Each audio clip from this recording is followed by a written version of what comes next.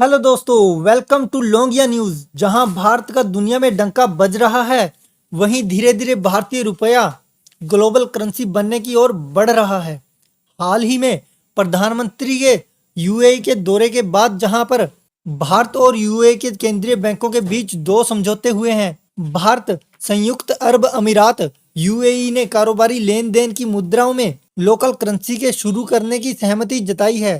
साथ ही भारत के यूपीआई को यूएई की तत्काल भुगतान प्रणाली आईपीपी के से जोड़ने की सहमति बनाई है, क्योंकि यूएई की आईपीपी मनी ट्रांसफर प्रणाली कुछ कुछ भारत के रुपया सिस्टम जैसी ही है। पिछले साल मई में यूएई और भारत का व्यापार आर्थिक साझेदारी समझौता लागू होने के बाद करीब 20% बढ़ चुका है।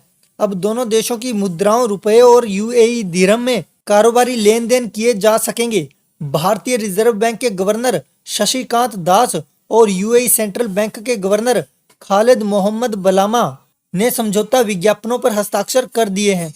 इससे भारतीय रुपये और दिरहम दोनों में फायदा होगा, ताकि भारत और यूएई के बीच 8,000 अरब रुपए के ट्रेड टारगेट को प्राप्त किया जा सके। इस समझौते से द्विपक्षीय कारोबार एवं निवेश को मजबूती मिलेगी। यही नहीं, भारत ने 2021 से इस मिशन में लगा हुआ है। सबसे पहले भारत ने 2021 में मॉरिशस के साथ ये समझौता किया, फिर 2022 में संयुक्त अरब अमीरात के साथ और 2022 में ही ऑस्ट्रेलिया के साथ।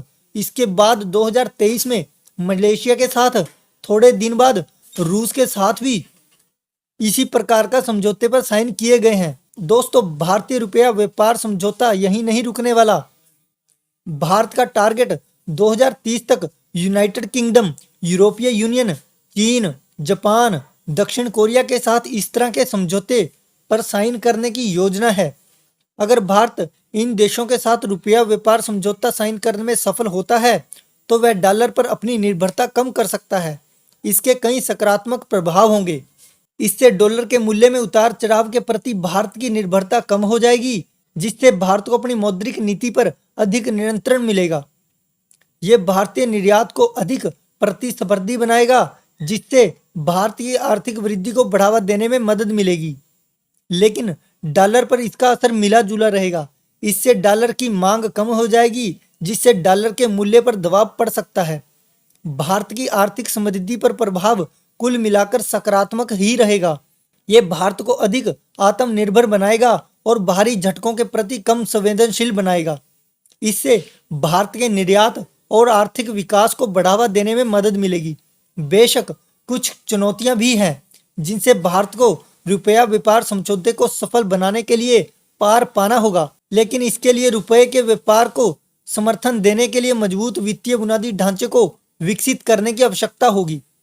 मुद्रा की अस्थिरता के बारे में चिंताओं को दूर करने की आवश्यकता होगी। इन चुनौतियों के बावजूद भारत के लिए रुपया व्यापार समझौते के संभावित लाभ महत्वपूर्ण है। यदि भारत ये समझौते करने में सफल रहता है, तो इसका भारतीय अर्थव्यवस्था पर बड़ा सकारात्मक प्रभाव पड़ सकता है। और आप सभी का क्या मानना है? अपने कीमती विचार कमेंट्स में जरूर बताना और इस चैनल को लाइक, शेयर और सब्सक्राइब करना मत भूलना।